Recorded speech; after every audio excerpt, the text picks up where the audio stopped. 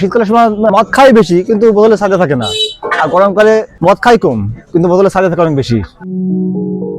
এগুলো মেয়েরা বেশি ক্রয় করে, পুরুষরাও নাই কিন্তু মেয়েরা বেশি নাই। কাঁচের বোতলে অনেক চাহিদা, মাঝে মাঝে বিক্রি হয় 50-100 পিস করে বিক্রি হয়। কাঁচ মানুষ কেন কিনবে? কাঁচের বোতলের নির্দিষ্ট 3টা গুণ আছে। যতই ময়লা হোক ধুয়ে পরিষ্কার হবে, যতই গন্ধ থাকুক ধুলে পরিষ্কার হয়ে যাবে। আর ভিতরে যা রাখবেন তার মান ভালো রাখার চেষ্টা করবে। সাইজের উপর দাম না, মানে ডিজাইনের উপর দাম। এটা মনে করেন 50 টাকা দাম, আবার ছোটের দাম 200 টাকা, আবার এর দাম এটা 20 টাকা, শুধু 20 টাকা। আবার এই সেম টাইপের আছে 180 টাকা। মানে বোতল বুঝে দাম, আমার যেরকম কিনা সেরকম তার উপর দাম। এই সুন্দর সুন্দর ডিজাইনের আছে।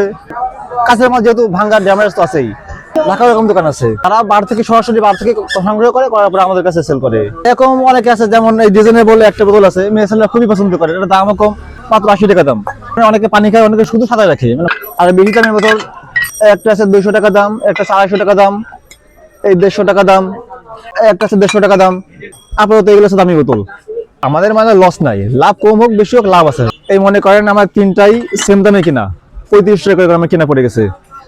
এটা আমার 20 টাকা সেল করলে 15 টাকা লস যাবে। এটাও 35 টাকা কেনা, 50 টাকা সেল হবে, 15 টাকা লাভ হলো। এটাও সেম দামে কেনা, 100 টাকা সেল হবে, তাহলে 65 টাকা লাভ হলো।